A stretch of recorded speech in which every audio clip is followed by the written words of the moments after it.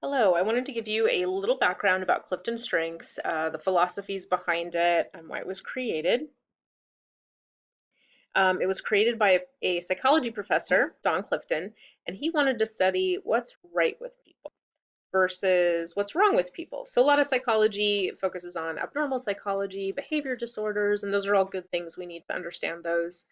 But he decided let's focus on what's right. What are people's strengths? How do those strengths contribute to their life path? And he's focused on the strengths and unique talents that we are born with, right? So the idea is that these things are inherent.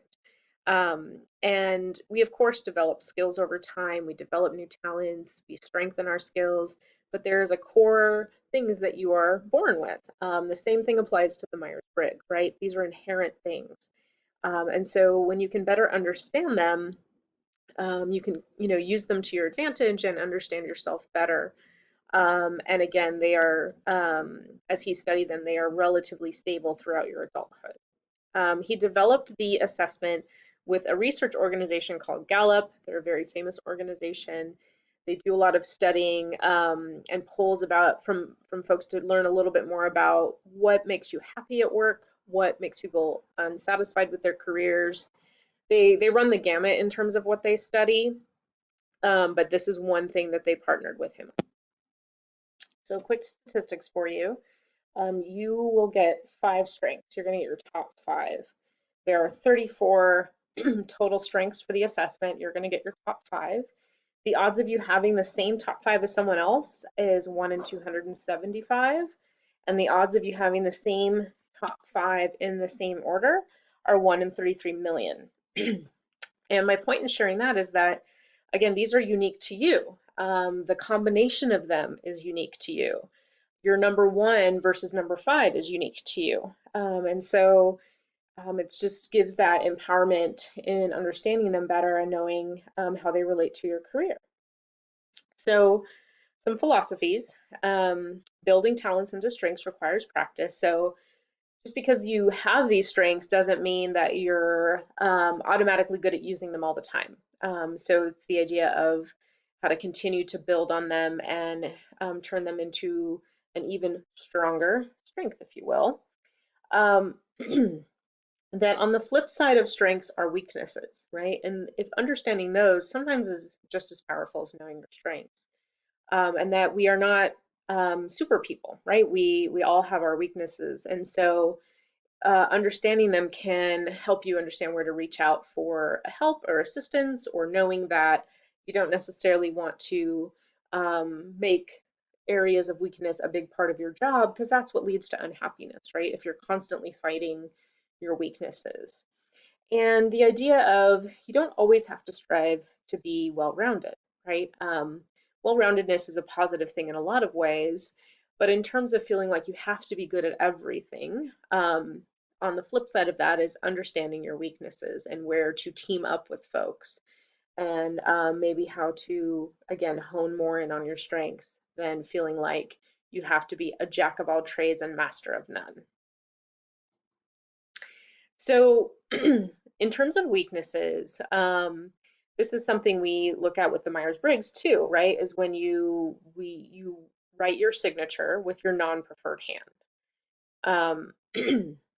So if you are right-handed, you sign your name with your left. If you're left-handed, sign your name with your right. When you do that, what are some of the feelings that come up?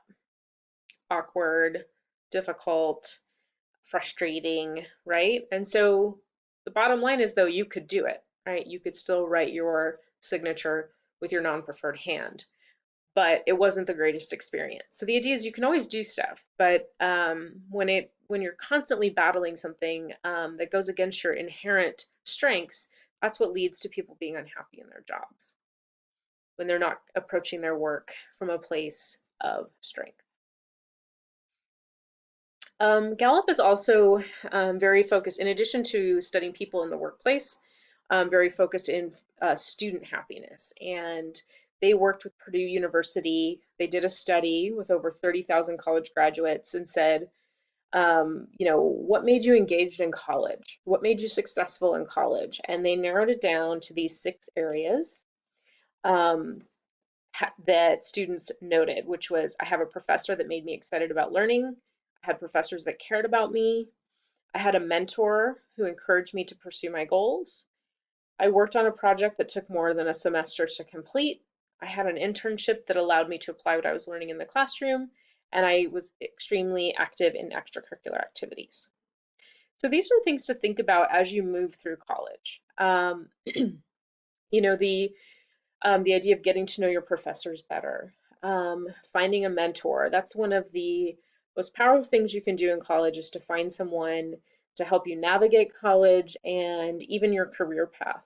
Um, I know I relied a lot on the mentors in my undergraduate to help me understand how to apply to grad school, to help me think about different careers. And there's the folks that I was able to ask a lot of questions of. Um, some of these things might come after you transfer in terms of a semester project that took longer to complete. If you're not planning to transfer, you're doing like a CTE program, you probably might have a project that lasts over a semester to complete or a more intense project, right? Internships, we're going to talk about that later in the class, and they're really important, especially in discovering more about what you want to do for your career and understanding careers better. And then extracurricular activities. So this can be challenging when you might already have a full life with work and maybe you have a family. But anything you can do to kind of involve yourself outside of your schoolwork on your college campus just adds to your experience and helps you get to know people, professors, etc., finding that mentor.